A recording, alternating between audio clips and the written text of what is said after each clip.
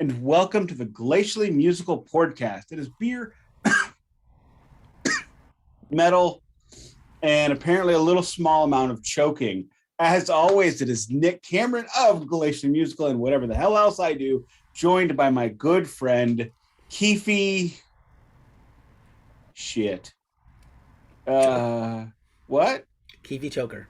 Keefy? No. Wow. Choke me daddy. Keefy Chakas of Ghost Cult Mag. How are we doing today, buddy? I'm okay. I'm okay, man. I'm hanging in there. It's another wild and woolly week in the world. I'm glad to be here. I hear you. I am thrilled that life still exists and flows through these veins. I actually, if I could take, well, first off, thank you for listening. If you are checking in for the first time because of Pink Floyd, we appreciate you. We will get to a disclaimer. So there's a disclaimer. If you skip ahead, consider yourself disclaimed. But in the meantime, the way this goes is greeting, beer check, vinyl check, shirt check, news of the day. I got nothing this week. And then into the meat of the matter. So that's how this show works. We've got our departments. I am going to first, I want to say one thing about myself this week. I have been thinking a lot about Clerks III. And as everybody knows, Clerks III is the meta movie about Kevin Smith's own heart attack. And I have really thought about my own health and my own longevity. So I have been working this week on making several small little changes. The first change I made is we had a bunch of vegetables left over for a party. I've cut those bitches up, told my wife to order a big old box of individual ranch dressing packets. So now my afternoon snack at work is ranch dressing on veggies. So, which is better than nothing, which is better than potato chips. And also the other thing I put into play, which is a very easy one for me, every other beverage must be water. Not today, because I went through six in a row. So that also will not count during my morning tea on the weekends. But so just little things like that. Take care of yourselves, take care of your friends, and we'll all make it together. But I am going to beer check now. I've got the Rockwell Brewing first available IPA. Rockwell Brewing is actually something my boss told me about. Friend of the family is good friends with one of the owners, and they live across the alley from each other here in St. Louis. They're out on Vendeventer Avenue, I believe, near Vendeventer Machine Works, just past between the Grove and IKEA, two fun-ass places in the city of St. Louis. So there's my pour. I am celebrating the happiest season of the world. As we all know, we have headed into the best season of the year. Motherfucking hockey season. Nice work. That glass is a masterpiece. Father's Day gift. My family didn't even know I wanted one. I got it, and I about peed. What's your prediction for the Blues this year? My prediction for the Blues this year is same as this past year. I think they are gonna. I think they're gonna have a second round flameout, barring a huge turn up, a huge glow up by one of the kids. There are a lot because we lost Perron, who was one of our highest scorers. The two kids, Thomas and Kyrou, have both been signed to long-term contracts north of $8 million a year. So this could also be the year of our Stanley Cup window closing, because we could lose O'Reilly and Tarasenko after the end of this year, at which point basically the entire engine that won the Stanley Cup would be gone. But that's besides the point. I feel very similarly to the Rangers. Looks like, got a good team, got a playoff-worthy team. Not sure they improved enough to go any further than they did last year. Would be nice to get another cup. If you're a New York sports fan, the Eaton is good. Yankees are headed into the playoffs. Judge might break the home run record for the AL. We'll see. Not sure. He's been slumping. Giants started out, 2-0. They're 2-1 now. Still okay. Jets, who cares? Mets are doing good, but whatever. Should mention that Albert Pujols joined the 700 home run club. So good for him. Good for him. I know some people that were mad about it, like salty about it, but you know what? I think salt is delicious. So the salt in the tears of my enemies. I never disliked Pujols, even when I was Yeah, I never disliked him. He seemed like an okay guy. I know he had like an attitude problem in his younger days. Whatever. Well, you know, everybody who hits People, 50 home runs their rookie year is going to have yeah, attitude people problems. grow. People grow and change. Good for him. Good Exactly. for Good for him. baseball. Um, And it's nice that somebody who doesn't have the specter of performance enhancing drugs has done something overtly significant. Not yeah, going to say he never used them, just going to say no specter. I'm going to throw out a Let's controversial take. Not only should PEDs be allowed, they should be encouraged and given out to little children. PEDs are made to heal the human body under the auspices of a doctor. Yeah. They are not There's a nearly reason as I don't have children. There's a there's reason, and this is part of it. yeah, I know. I mean, I was giving my kid protein pancakes at age 6 to play hockey. So anyway, what's your beer? What do you got for us? Oh, beer time. Once again, I'm either courting disaster or it could turn out Jesus. wonderful. I am gonna have another random beer I have never had before. Peanut Butter Milk Stout by Belching Beaver. Belching Beaver is the brand that makes all the Deftones beers and many other good beers. I am not a stout fan, but here we are. I do love peanut butter. I have done peanut butter cup stouts. Yeah, yeah. I find them to be revoltingly disgusting. Look at this beaver on the can, like on a pile of peanuts. But I'll tell you this much: good luck. Good luck with that. Yeah, we're gonna find out right now. So here's the pop. Nice and loud. Here's my glass. We're gonna do the pour on screen. To all my shame and pain, look how brown this fucking thing is. Oh my! Shit, this is black as my soul. That looks like motor oil that should have been changed 2 years ago. Don't make me laugh while I'm pouring, please. Sorry, I Get a little foamy head already, but okay, fine. It's not terrible. I'll just shirt check real quick so we're staying on point. I am rocking from Seattle, an amazing doom metal band. If you think 4 songs is too many for one disc, they got you. Because for them, it's 4 songs on 2 discs. Fair enough. I'm going to drink my beer and then follow up with my shirt. Let's see how this is. Not bad. Not my preference of type of beer, but I don't like, for the most part, I don't like sweet beer. It's not sweet. It's actually a little bitter and a very bocky, dark flavor, like a very tree barky, run through the bowels of an older person. But not terrible. I will drink this. Unlike last week where I'd literally pour out that whole beer. I will drink this beer. And today's shirt is the spoof shirt. This looks like the NASA logo, but it says not flat, we checked. I think that's self-sufficient. You're either down with the science or you're down with, I don't know what the fuck. You're down with the science or you're down with Marjorie, 3 names. I don't know if anybody noticed, but this week I'm wearing my wedding ring. All right. I never know. Didn't know if you had one. I have no idea. It is silver with black diamonds. Cool. Yes, it is. Black diamonds for Kiss? Yes, it is. Yes, it is. My wife discovered that when we saw Kiss in 2014 and they played Black Diamond, and she goes, no. Oh, you didn't tell her in advance? No, I did, but she forgot. Hiding your shame. All right, let's do the fun vinyl check for our YouTube viewers. Counting it down. 3, 2, 1. Oh, it's the same record. We're both rocking Animals 2018. Probably the second time ever we've had the same record. Not at the same time, but we've had the same record. I'll let you do the unboxing. I already got my fingerprints all over this thing and only played it twice. So it's the 3rd time, actually. What is that in there? Oh, I kept my hype sticker this time. I have mine. Thought it was a nice. I stuck it to my tripod. It's right here. Hey. I haven't actually gone through the book yet, so it's pretty neat. I did. But we got the cool gatefold. You know what? We're not going to do that this week. No. We're gonna, because this is not remix week. This is Animals Just. Well. Nope. But I think it's we're checking the vinyl already. Okay, the vinyl's checked. There it is. It's black. It sounds like vinyl. Okay. I'm sorry. I can't. No. I can't. No. The paddle's already begun. We're already paddling. I got a list.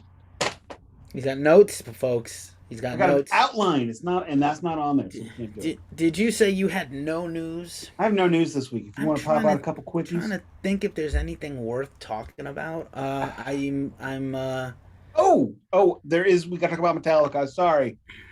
Metallica is doing a concert in Florida, so I'm not going. to celebrate the life of Johnny Z and his wife, Mrs. Zazula, whose first name I cannot remember right, Marsha Zazula. And they are going to play only tracks from the Megaforce year. I don't say years because it was 1 year. And the opening act is Raven. So if you theoretically, Ride the Lightning had a Megaforce release. yeah, and then 1 it year, went to 83 to Elektra. 84. I So know, I'm teasing. breaking chops. I'm teasing. Yeah, so Metallica announced this thing. Again, the significance of those who don't know of Raven being part of that show is the show Metallica signed to Elektra and away from Megaforce Records. Metallica opened for Raven. They opened for Raven multiple times in with those days. Anthrax. Yeah, they literally the Kill 'Em All for One tour is The very Metallica first tour. opening for Raven.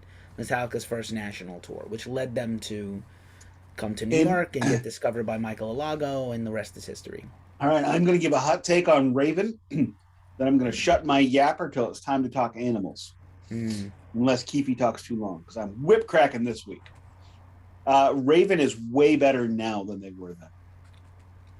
I mean, a lot of bands. No, I mean like it's back then they were terrible. I thought Saxon was a very uninspiring band for the majority of their glory days, and I think the last 15 years of the band have been spectacular. Yeah, last few times I've seen them, it has been pretty awesome, and it's nothing like what it was. So yeah, I guess there's some of those Nawabum bands that realize, we could do things that are really cool instead of this Diamond Heady stuff and Diamond Head's not really that good, if I'm being honest.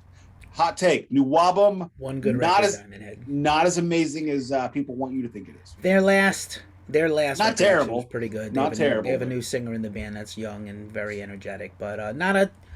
I understand, and if you listen to the first couple of Diamond Head records, you see where Megadeth and Metallica borrowed heavily. Not just covers, heavily borrowed. Riffs stolen. Literally, the riff in Fade to Black is stolen from a Diamond Head song, the end riff, the end riff of the song. Completely true. They were an important, necessary band. I said the second to end riff, not the final riff, the second to end riff. But anyway. And you know what? So was a lot of blues in the 50s. That doesn't mean I'm going to listen to it. Yeah, everything. I'll follow up with one minor news item because it was bestowed on me today in an interview I did. Not a flex, just a matter of statement. So, I've been trying to dial back how many band interviews I do for Ghost Cult Mag because maybe diminishing returns. I think I did 70 interviews in 6 weeks in the spring, and they started to all kind of be same notey and sucky. I got a lot of praise for them, and some of them went to Blabbermouth, and bands shared them, but I felt like they were diminishing. So I've dialed back how much I'm doing, plus time. I don't have a lot of time, but I'm dialed back how much I'm doing. But this week, I overbooked myself to do a handful. And one of my interviews today was Jeff Young, who used to be in Megadeth, and famously for the So Far So Good So What record. The guitar teacher. Yes, and he is part of this new Masters of Death band with Dave Ellefson and Chris Poland. And he broke 2 little pieces of news that I'm going to share here before they go to Ghost Cult or anywhere else. One I think is pretty well known, and the other is not as well known. I think they are getting a ton of offers to bring this all over the world. Ooh. So that 4 shows that they announced is just the beginning of what is probably going to be a year-long thing. I may have issues with Dave Ellefson in certain ways, forgivable issues, but you're not going to hear me complain about Jeff Young and Chris Poland getting a payday. I mean, all of them on stage together in the same band, that's insane, right? So that never, they're all friends, but that never happened before. And I think there's a lot of exciting things you can look out on my interview with Jeff in a few weeks, and when it'll run, and very exciting stuff. So here's the 2 news bits beside the tour is they're definitely going to tour some more. The reason they got together in the first place was to all be part of this Nick Menza documentary that is now officially coming out next year. They were trying to get it for this year. It's just not ready. David came in and he has a film company apparently, and his film company is now the executive producer of the doc, and so they're taking extra time with it. But that's what helped this thing form in the first place, which I didn't really know, that the Nick documentary and them all getting together for like dinner as friends before going on camera the next day is what made this band form. And then I didn't know this. I don't know if this was knowledge and I missed it. They are writing original material to put out. Oh, They're recording right now. So this is a who's singing? they have a guy who sings for them who has both a Megadeth and Soundgarden tribute album. Oh, So he okay. plays rhythm guitar and sings in a Megadeth tribute album as part of this thing. And their drummer is Fred Atching, who's a very well known drummer in Los Angeles. Most notably, he's been on Billy Biohazard's records. Very So cool. very, and Poland and Young as the two guitarists with Right. David. Wow. Um, Yeah, just I'll wow. go. So I mean, like, yeah, I'll go. Can't believe it. Of course, I'm gonna go. And he's talking about like the chemistry him and Poland have together, like diverging styles, but they somehow work. Somebody's got to cover the rhythm. Somebody's got to lead. Sometimes two leads. I'm pumped on this. This is very good news if you love Megadeth. Very good news if you love thrash metal. And both Chris and Jeff have wide influences that have nothing to do with heavy music. So I think it's going to be very interesting to see what else they bring to the table. Very cool. And Let's that is transition now, and now it's time to disclaim this bitch. Keefy and I talked about this a lot. Roger Waters has been saying a lot of, well, for lack of a better term, a lot of fucked up, stupid bullshit that he should not be saying because he is wrong. So, with that in mind, Roger Waters in 1977 is a very different human being from Roger Waters in 2022. Whereas he now is saying things that I not only disagree with, he says things that he would be disagreeing with in 1977. It is easy for me to draw a line between Roger of the 70s and Roger now because the work still rings true. I do not believe in this work any less now because Roger's gone off the deep end. And, unlike other artists whose songs speak to sort of disgusting acts who are then found to have been doing those acts, this is just Roger taking a different tact. And his current politics do not diminish the powerful statement of Pink Floyd Animals, even if he switched teams in the interim.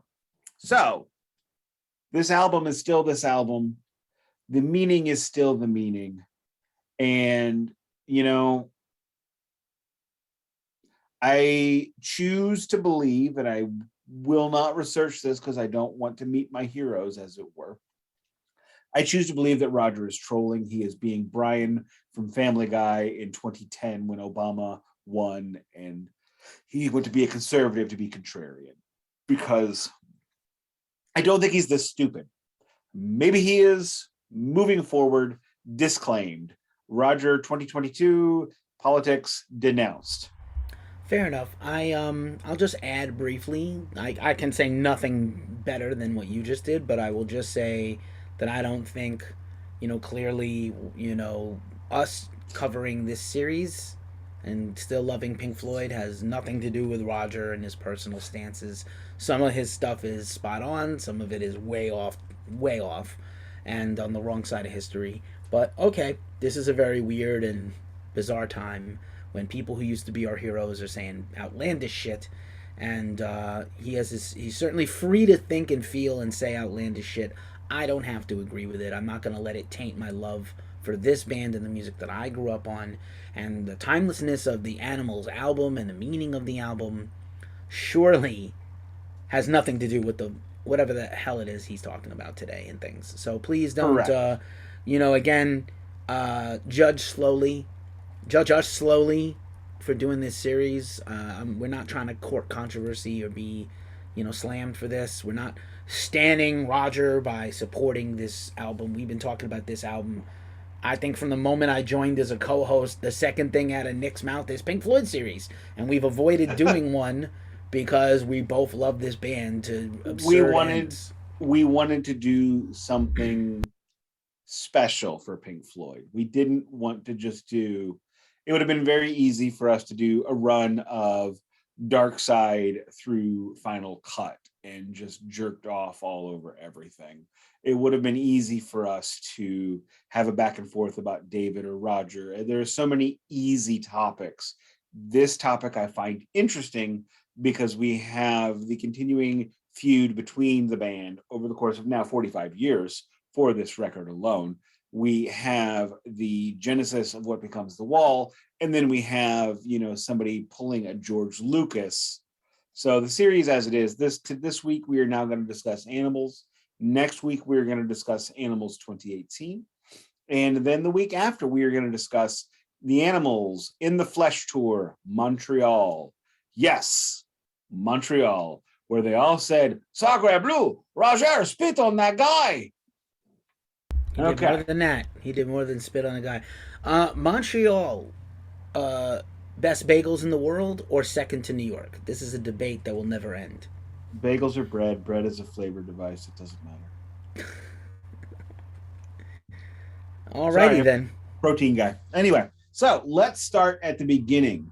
Animals does not start with Animals. Animals starts on the Dark Side of the Moon tour when they are playing at Wembley Stadium. This concert is famously lampooned by John Peel, I believe it was. And then John Peel then says in The Story of Wish You Were Here, which I will be referencing quite a bit this week, says, it wasn't as bad. Maybe I was a little bit mean, but Nick Mason says, we hated that review because everything he said was absolutely true and we didn't want to hear it anymore. This is after Dark Side has exploded and they're living the lavish lifestyle. But there are 3 songs they play that night, which I would argue that David and Nick, and probably Rick Wright as well. I only said Rick Wright's last name to differentiate Nick and Rick. It's too close. So, and I'm still a little snotty. So they play one song, which of course is Shine On You Crazy Diamond, parts 1 through 6 or 1 through 5, or wherever the hell they delineate that. I just think it's the same song twice, but whatever. And at which point Peel goes, oh my God, they're singing about Syd Barrett. Then they play 2 other songs, You Gotta Be Crazy and Raving and Drooling. So Raving and Drooling and You Gotta Be Crazy famously become Sheep and Dogs, as we all know.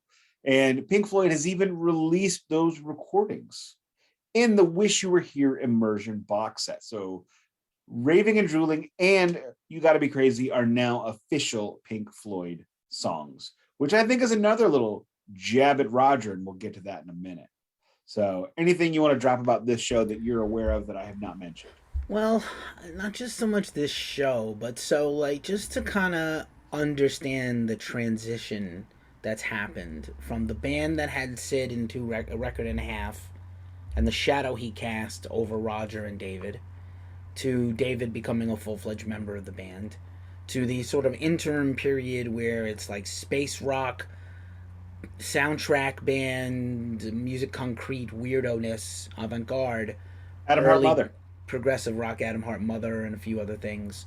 The full version of Set the Controls, and Echoes and Embryo, 35 minutes for one song in a concert, and no one complained. And this kind of band that's in transition, right?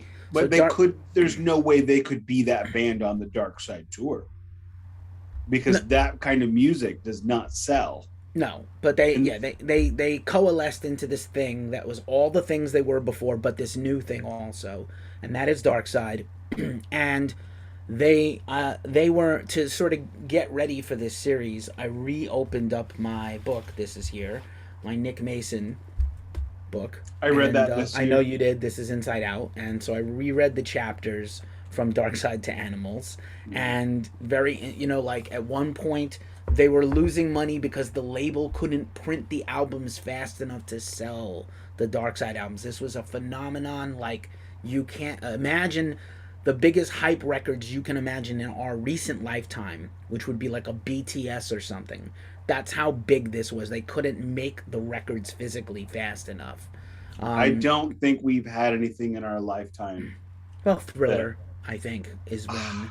You know, Okay, that's we're I'm already sorry. talking about Roger. Let's talk about Michael Jackson Thriller, and just Okay. anyway. Let's stay I, on point. I'm Stay on on point. point. So I'm saying like that's one element here. Then the other element is that I think this is the fault of a band I famously dislike, the Grateful Dead. But this idea that their concerts are free experiences to record, and it's not just that these were bootlegged and that Wembley concert is famous. Those bootlegs were pressed and sold by bootleggers Significantly because so, to great effect. that's how hot this band was, that people were taping their concerts and selling them specifically with brand new songs on them that weren't finished. So the idea is, and that comes from jazz, and I'm sure it comes from Richard mainly and Nick, who are the real jazz guys of Pink Mhm. Floyd. And you used to workshop a song live. A lot of bands did. Emerson, Lake and Palmer, yes, That was Genesis. very common in the 60s and 70s. And now you can't anymore The unless only person that because still does that is Ben Folds. right. Well, I mean, there are a few, but but the commoditization, right? This is the antithesis of going to see Misfits and having Danzig lock up your phone, or Tool saying absolutely no cell phone video or photos until the end of the show, the last song, because that's like we're protecting this thing that's ours, and if you share it to everyone, no one will come. I get it, I do get it, but it's also a little. It's disconnected from modern technology and the person's concert experience. There's a compromise we haven't found. Simple as that. I went to see two shows this last week that drained me fully and then ruined me for the rest of the weekend. But I saw Russian Circles Friday and I saw Heilung on Saturday. And Heilung had a lot of incredible vinyl. I couldn't buy any of it. But I mostly watched the show without my phone on. I turned my phone off. I shot a minute of one song. It wasn't even, I didn't want to give away their show. That's also a thing with them. Like, I don't want to spoil the show, even though everybody else is doing it. But I watch most of the show with the phone off, which I normally, video a few songs for Ghost Cult, put them on socials. So imagine that this is a time when, other than this bootleg, because Nick is famous for now saying that, like, this medium was the only medium for a long time to bring something into your home that you had to go out to see otherwise, whether it was a movie, some kind of storytelling, a concert.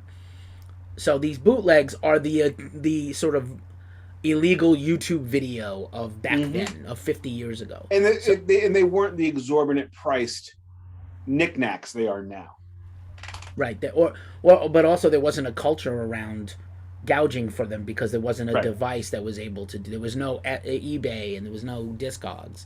So just to frame it up for our listeners, I'm sure some of this is like duh, of course, but I just feel like the over explaining helps set the table. And When now we I get when we get back to different decades, especially the 70s and 80s, it's really important, I feel, to discuss just how vastly different a world that was at the time. yeah. Think about all the movies you've seen about the 70s.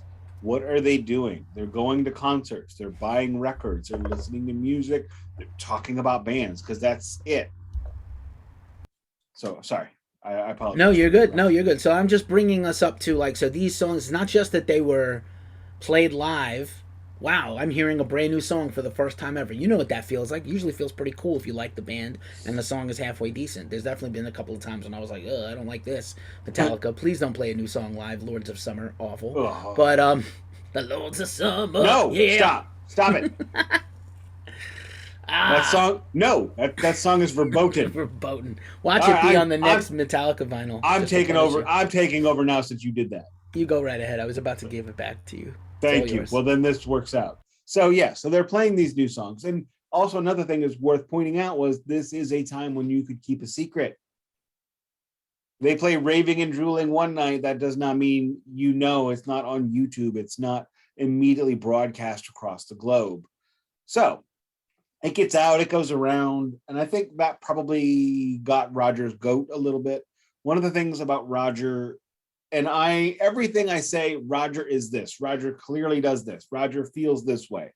Everything right now, second disclaimer, is my assumption based on his statements, the band statements, his actions, and my inferences. Period.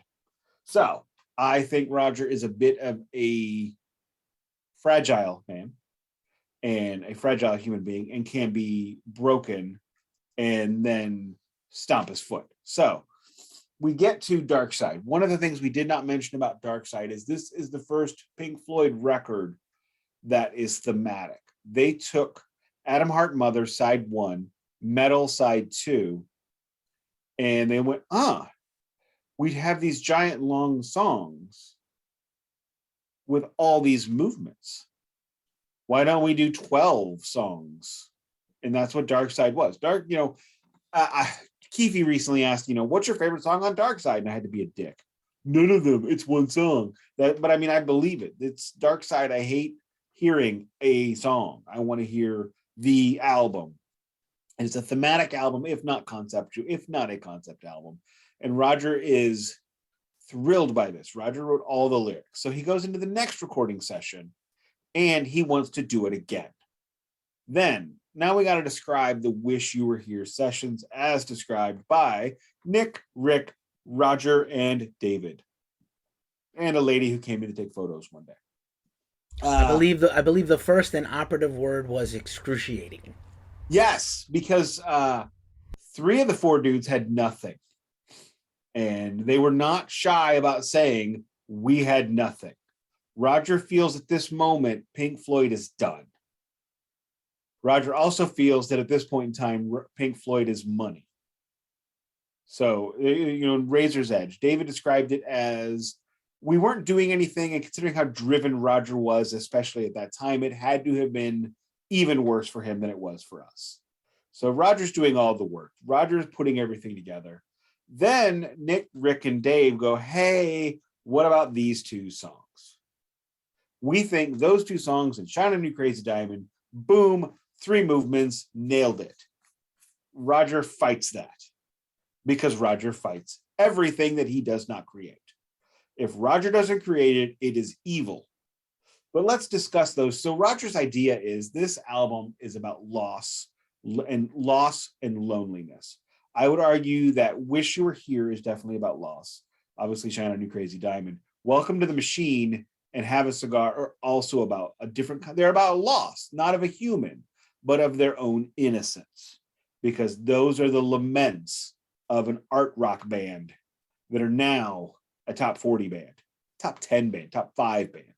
So all lost. It's all lost. It's all depressed. So what is Raving and Drooling about? Very little. There's about 8 words in the actual song. Raving and drooling is not what you think it could seem. And that's basically it. That's like the whole song. So it was not, the music's there-ish. They jammed it. It's... If you've ever heard the 2 demo, we'll call them the demo versions of these songs, which I have also heard. They're not finished. They're not finished lyrically. They're not finished. They're like 80% there musically from where they end up at the end on the album. There's a lot of similarities and a lot of things that make you go, huh. So, and then you have You Gotta Be Crazy, which you may have noticed that line is in Dogs. You gotta be crazy. Yeah, I can't sing, but I'm sorry. It's similar. Dogs goes through a lot more changes than... Right. Dogs is a much better song. The finished Dogs is a much better song. Yeah, of course. But it's also like 17 minutes long, so it's like... Well, You Gotta Be Crazy is 12.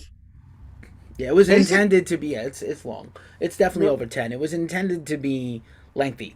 And like you said, they started to kind of write in this way. They had already been doing this. But to me, like, again, I go back to our DMA episode with Duncan, where I said that Obscured by Clouds is the Training Wheels version of Dark Side of the Moon. And so is Metal. Yeah. So no, Metal was the finished version of Atom Heart Mother, right? Which was the Training. I mean, they do like 4 albums before they get to Dark Side, where they're doing the same stuff over and over.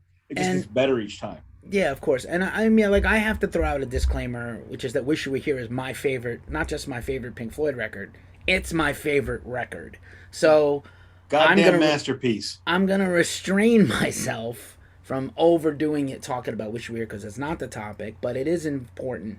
I think one thing we also didn't, I don't know if you were going to get to this or not, but I'll throw it out there now because I think it pays off later.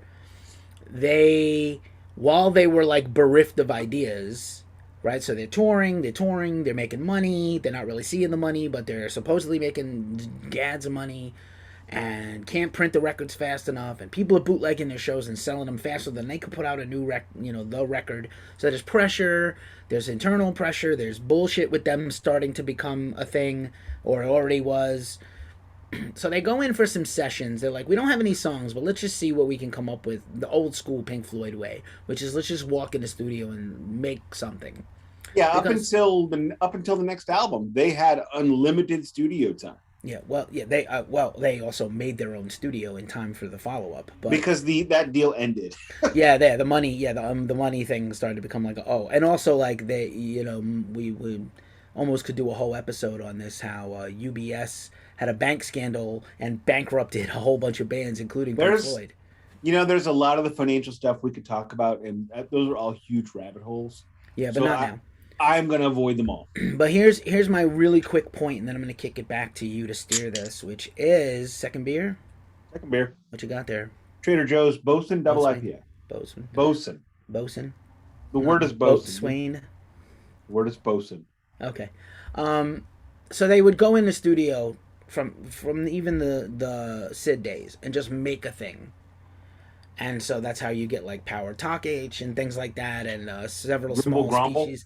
So, yeah, several small species of animals with several species of small furry animals gathered together in a cave and grooving with a pick. Yeah, so picked with a T. I don't even know what that means. Yeah. So it's still it's an axe. Oh. So they go in and they start recording just different things. They just make soundscapes and record things, and they did this thing where you've seen people fill a glass of water and finger fudge the rim and get a and apparently supposedly the dun dun dun dun from Shine On You Crazy Diamond came from a recording of chord formations of all of them like that is how they got dun dun dun dun. Those notes came from that in that order, supposedly. Should also point out at this time, the time Keefy is talking about, they record an entire album. Household Objects. Yeah, that's what I'm talking about. This is where I'm going. Household Objects is this recording that has never been released fully, but ends up in dribs and drabs on all their future records. One track was on the Wish You Were Here immersion set. Yeah, so it's like let's call it's their layer of Easter egg sounds that they then embed into. It shows up in Wish You Were Here, the radio for the song Wish You Were Here, where they recorded in David's car, and you get the big pastiche of the radio stations turning the dial. That's from this. There's a thing on animals from this, including the dogs barking in the vocoder. The vocoder. All this comes from like 1973, even though, again, Wish You Were Here, Animals, The Wall later. So just throwing that out there, that like this is a band that works all the time, even when they don't have a thing to produce, they don't have songs written. This is a luxury that most bands don't do anymore. They do pre-production. They come in with some kind of semblance of riffs and songs. Some bands still write in the studio if you have unlimited money and time, but few do. And so I just wanted to kind of get that out there, that this is all these things are they're positive that they had this recording and they have Household Objects that never comes out, but also troubling to them that they have trouble. They didn't know where to begin to follow up. Dark Side was so big and looming over them. The success of it was kind of weighing on them. Correct. Now I will shut up and I cede my time. Great points. I thank you for bringing up Household Objects. I had forgotten about that. And yes, and I love the way you described it as Household Objects goes. It's like every record, they just find something from there to throw in. And around this, after this album was when they become much stronger on using sound effects, which that is actually something my late fifth stepfather, not sixth, so who loved Pink Floyd, would talk about when he would talk about Pink Floyd, is how they could use all these sounds. Anyway, it's not the point. So they then have this argument about this basically they wanted to bookend Raving and Drooling, You Got to Be Crazy with these two, with Shine On You Crazy Diamonds, both tracks anyway. Roger feels it does not fit. It's not Roger's idea. I think if Roger comes up with it, Roger is discussing it and, jerking his own gherkin while talking about how great he was on air. Maybe not on video, but definitely on radio. So he decides these don't fit. And to a point, I agree with him. However, you don't have to be such a gleeful cock on the documentary talking about how smart your ass is for doing it. Now, let's put a pin in that particular thing. Roger beats the band. Roger's thrilled about beating the band. Roger probably mentions it a bunch of times, which this session is the wedge. This is the crack. It's not animals, which we get to next. It's not the wall. The wall is the end. This is when Pink Floyd starts becoming Roger, in Roger's mind, Roger's toy. And unfortunately, you have three other dudes that had nothing that just kind of went, well, he knows what he's doing. And then when he fights them, they go, well, he seems to know what he's doing. He wrote Dark Side. So they're content to follow Roger to this monetary success and this mythical land. Now, as we've discussed many times in the world, a political party does not function well when it's the only one. So we'll get back to this all stuff later. Put a pin in that. Let us now head over to Britannia Row. We're going to kick out the track by track. We got some time left for that. And before we get to that, though, the concept of this album, as we all know, is a flip-flopping. It is a mirror universe version of Animal Farm. Animal Farm is anti-Stalinism, whereas Animals is anti-capitalism. That's an amazing thing right there. Shows Roger's cleverness, Roger's literary bent. I don't know that Animal Farm was in canon like it is now, especially George Orwell. He's American, is he not? That's a great question. I thought he was British. Okay, well, you know what? Anything you heard is weird. So moving on. Lyrically speaking, this is lyrically probably the absolute abject best work in the band, period. No notes. I agree. I also did not notice until last week that there was a Lord's Prayer at the end of Sheep. Read by Nick. I hide my shame. Nick loves to do, hey, we need like a spoken word thing. Nick, get over here. Time and time again, it's Nick. I think that's pretty well. Oh, known. You didn't mean me this time. Me. No, I meant Nick Mason. Although in my personal life, when I need a voiceover, I also go to Nick Cameron. So let us kick it on the tracks. Oh, you know what? No. One more thing. Let's discuss the cover a little bit. Fuck that pig. Damn that goddamn. I'm not talking. Shoot. Everybody knows about the pig. Here's what's cool. The pig was not even used in the photo. I learned today. It was superimposed by. Yes, because they didn't get one. They didn't get the good enough one. Right. So the pig isn't even. They sent up the pig. They got a lot of shots of the pig. They got a lot. There are actually, if you look in the booklet, there are almost good shots of the pig. They're the wrong angle. They're not the right distance. They're just all a little off. So at the end of the day, that shot is a composite of the photo. Yeah, and you know what? If it were a painting, okay, you wouldn't be able to tell me. I will just say I do love the 2018 version of the cover also. But yeah, the pig, the pig story has been told. So the pig came off its moors and floated away. And we're still doing it. So it was a publicity stunt more than anything. Correct. I would agree with that. Okay, so fuck that pig. Moving on. I think the album cover is a little bit squiffy. Because they turned this photo into a painting. And I think if they had left it just as an actual photo, it would have looked cooler. It would have had a greater dystopian, which is what they did for the redo.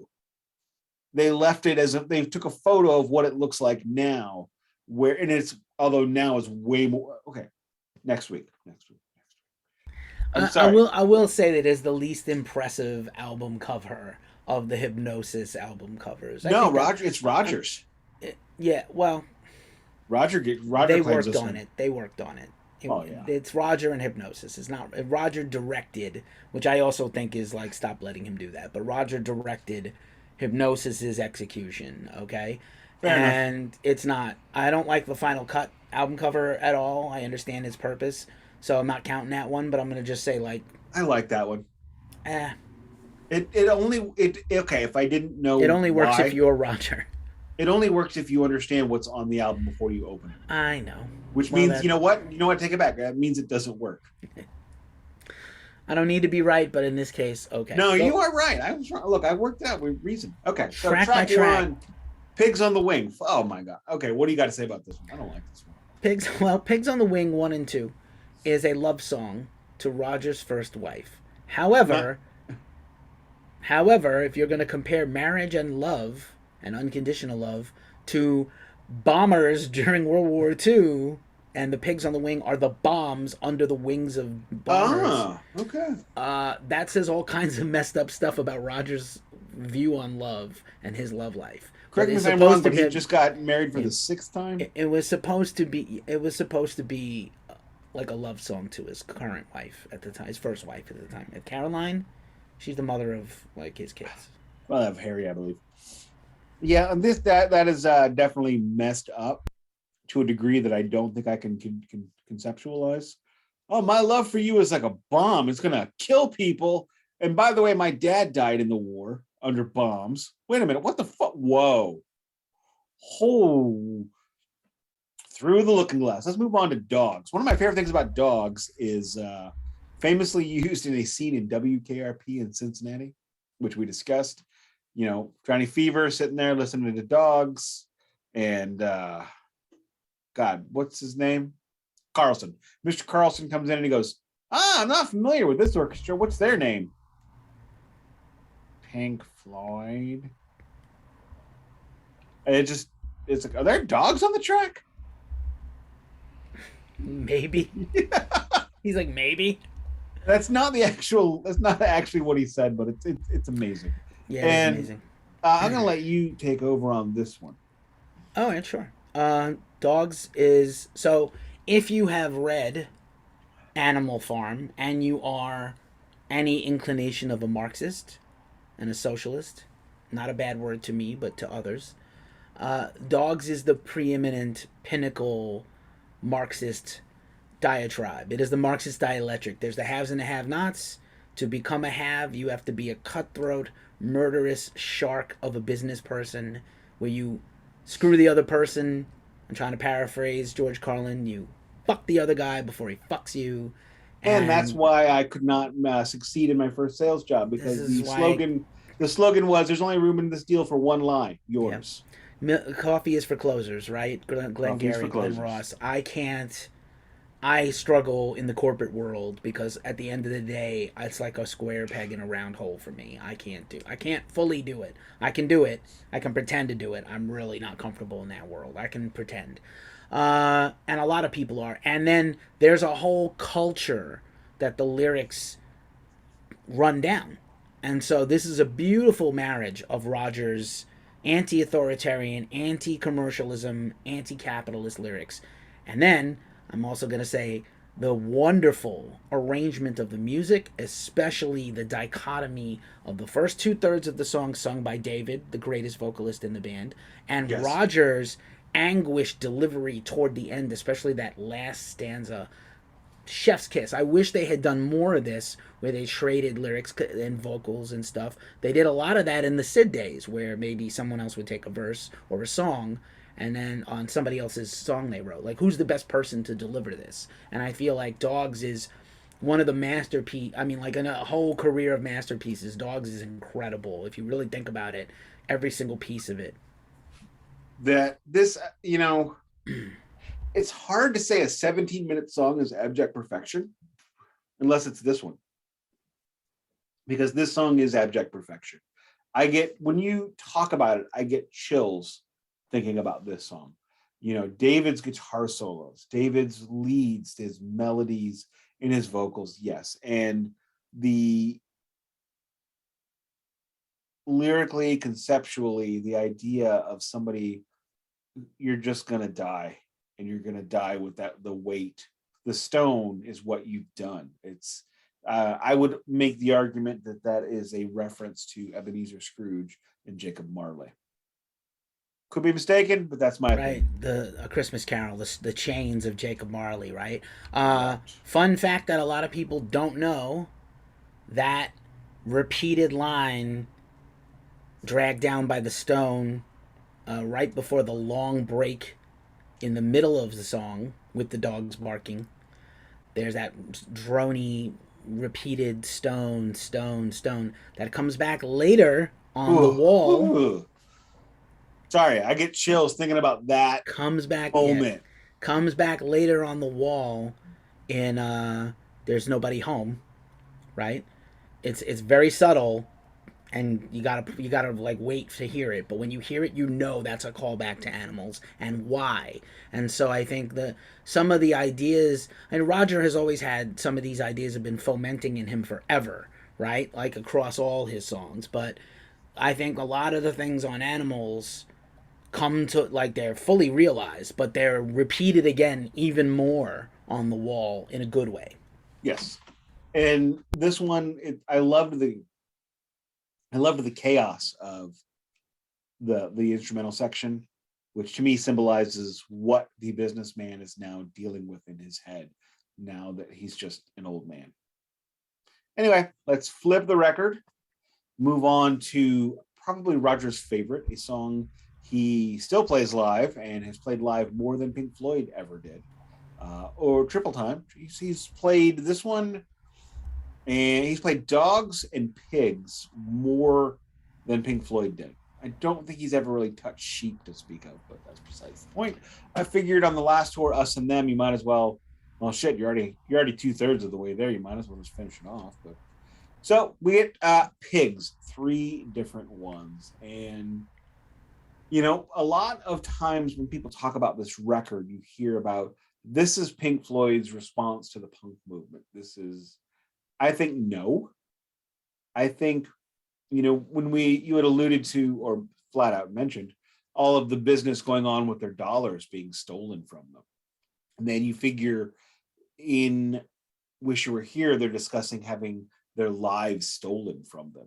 So Pink Floyd as a unit is angry at the world, they're angry at themselves, and they're angry at each other.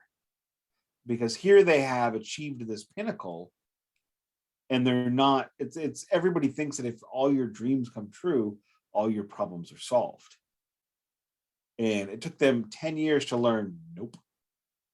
And so that's, I think, what the anger is. And then they've got all kinds of stupid crap. They name check Mary Whitehouse, who was the conservative firebrand, as we'll leave it at that. And then, it's an amazing song. And I love the fact that on this album, everything is so long form and everything marinates. This entire album is basically Jared Kiso from Letterkenny saying, and you better let that marinate, because they let everything marinate. I still have not watched that show. I don't have a You're lot to only hurting add. yourself. I know. I don't have a lot to add except that that's a great analysis. Pigs is humongous. It's a giant of a song. It's a great riff. Um, It's a great 60 riffs. it's Yeah, yeah. And then maybe Roger's best bass playing ever, beside Money, Very good. is the Very outro good. of Pigs Three Different Ones. Is that in really cool, almost a bass solo, Yep. sort of not quite a bass solo. Can you play bass, keep the rhythm of the song, and play lead at the same time? Roger can, and I think, again, this is a very underrated record. I think in the canon of Floyd, and this is a very underrated song in the canon of Floyd. I would excuse me. I had a bubble. Pop bubble made of bullshit. That's from Body Count, by the way. Mm-hmm. For the listeners that don't know. Moving on to Sheep. Sheep is another great track. And one of the things about this album is every song, apart from the Pigs in the Wing 1 and 2, are chaotic. Because this entire album is about revolution. And the socialist cause, the Marxist cause, is about revolution. It is about taking away from the political bourgeoisie who are hoarding the gold. If you are listening to me right now saying, Nick, fuck socialism, fuck Stalinism, Well, you know what? You're gonna have to tell me that you hate D&D. You're gonna have to tell me that you hate The Hobbit. You're gonna have to tell me you hate Lord of the Rings. You're gonna have to tell me you hate Star Wars, because these are all socialist manifestos. These are all Marxist manifestos, communist manifestos, if you will, because in every one of them, they're taking down the dragon with all the money and all the power. I mean, That's what it is. I just like to say, if you like roads and street signs and running water and the Hey, lights when you hey, turn hey, them let's on, just no, no, no, no, you like all these things. no, you're right. No, I don't know what Keefy's saying. He's right. So Um, Raving, or I'm sorry, well, Sheep, another great song. raving And and drooling becomes, yeah. So this line that Roger has for like 6 years unreleased on, like this line, raving and drooling, we fell on their, we fell on their necks with a scream, and then he screams the best scream, the best Roger scream. Maybe if you really love the Wall like Nick, there's a couple of good ones on there that no, will do it for you. But that, there's like, no scream like that. incredible, The almost Wall screams are different. Roger Daltrey scream of terror and rage. Um, this is the idea of sheep and sheeple and the Matrix and having been, like pilled. And then you're like, oh, I'm so inert, I'm too lazy to fight back. And, I've hit my point where I'm sick and tired of being sick and tired. And the underclass rises up and slaughters the masters. That is raving and drooling, that line. That is the Right, moment when the sheep kill the dogs. And right. otherwise, the sheep could never kill the dogs because they're sheep and they're aimless. And, it's like such a perfect metaphor for Orwell and Orwellian ideas and structures. So yeah, fantastic lyrics, fantastic song, fantastic delivery. I cannot think of anyone else singing this song but Roger. This is probably why David doesn't do it or didn't do it much, because who could do it but Roger? Look, I love Guy Pratt. Now, it took me, and I had to warm up to Mr. Pratt. I hope you're listening. I know we're not friends. We could be, though. Although Captain Power Mullet fucking follows me on Twitter. Scott Page. You mentioned that, Scott Page, yeah. What the fuck? Who you named wrong on the first like 3 times we tried to talk about him on our. Yeah, how did that even happen? I don't know. I don't know. Anyway, so where was I? Oh yeah, I don't know. This I'm gonna move into my. I'm gonna sum this up a little bit because I just feel like I'm gonna, get goosebumps and whack off all over sheep, and that's just, you don't want to go there. They got big nuts. My grandfather was a farmer. He had sheep, so. This album was of the big. Are we counting Final Cut in the run or no? The big five or big four? You kind of have to count the Final Cut. All right, we'll call it five. Last then. record, so we'll say it's the big. I mean, I also count Metal, but like, okay. You can't count Metal. Why not? Because it was not part of the run. I mean, kind of is. Metal obscured by Cloud's Dark Side. Oh well, but I mean, obscured. The soundtracks are. I'm talking about the run. We'll take this up for another time. We're splitting hairs a lot. A little. Of the classic Floyd records of all eras, Compromise, found it. So of the classic Floyd records of any era, this is probably, in my humble opinion, the hardest one to get into. Because you can listen to Dark Side of the Moon while you're doing the dishes and get it. You can obviously, no human being alive can listen to the song Wish You Were Here and not be moved. Anybody can listen to the disco beat of Another Brick in the Wall Part 2, coupled with The Happiest Days of Their Lives. It's actually 2 songs. And really, bam. And I mean, however, you can't just be walking by and hear the ruff, ruff, of dogs and go, oh, fuck yeah, that's my shit. No, you've got to sit there. You've got to listen. Yeah. And in the modern day world, we don't treat music the way we used to. That's fair. Two other things that I'll add in my summation, and then you can take it home, or I'll take it home. It's my turn. It's my turn. Oh, I thought it was my turn. We had Richard Pryor last week. Yeah, that's right. We didn't have him, but like we had him. I think these are two interesting things to say. Is like Wish You Were Here and Animals are also positively dominated by Rick and David musically, right? Like even if Roger wrote the framework, those performances, phenomenal keyboard solos, insane guitar parts, just wondrous stuff by these guys, right? But the problem is that Animals, for better or worse, didn't get a lot of radio play because it's those 3 songs. They're all long. They're all too And they long. released no single. No singles. Very little promotion. Just the I tour. mean, are you going to release Dog as a single? I mean, No.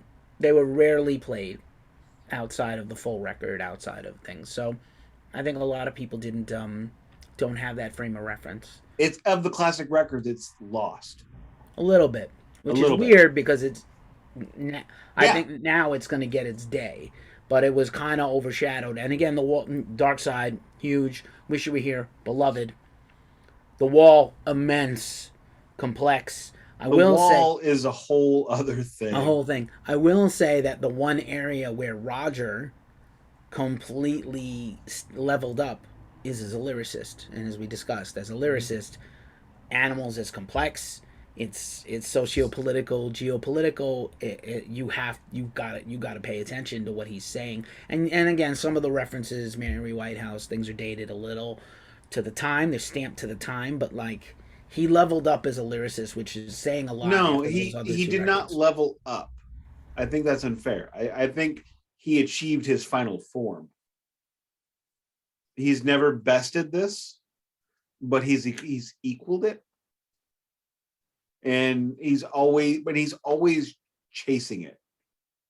And ever since this album, this was the first album that was probably a legitimate thematic concept record.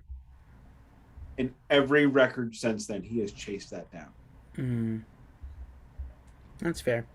I have no other notes. Animals is incredible. It's a 10 of 10. I will say, yeah, definitely 10 of 10. It is not a 10 of 10 for it. This is like learning how to ice skate. Once you learn how to hear this record, once you learn what it is, it's impossible to hear anything else, and it's impossible to just listen to a track. And that's what makes for a great record. As much as I love The Wall, and that it probably is my favorite. It's not Pink Floyd's best record, but it's my favorite. I can listen to half of that album as a single and go back to it later. It doesn't, if I hear Bring the Boys Back Home or Vera or Another Brick in the Wall Part 3, which was not needed, or, Young Lust, I can listen to those songs and go, yeah, those are awesome. If I hear the dogs barking, I need to hear this whole record. And that's why it's a little bit lost. But other than that, 10 of fucking 10. I'm going to apologize to my kiddo who is sick of listening to Animals right now, because I have listened to Animals and Animals 2018 basically daily for the past week and a half. So when we had some consternation about, do we do this? Do we keep going because of Roger's stupidity? I went, oh no, how do I save this?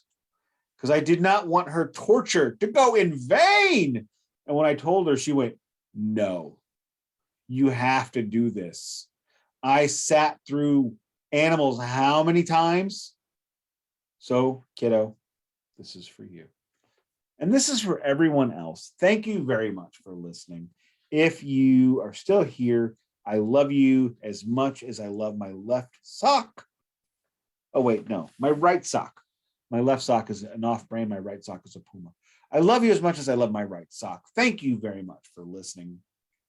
Obviously, if you're still here, you have enjoyed this. So please give us a star review on iTunes, a thumbs up on Spotify, or whatever the fuck they have. Give us a thumbs up on YouTube, which I know is there. Drop a comment. For the love of God, talk to me. Please, I'm not crazy. And, subscribe if you love Pink Floyd. You should definitely subscribe, because you're going to get lots of it here and there, dribs and drabs. But as it is, we have come to the end of the week.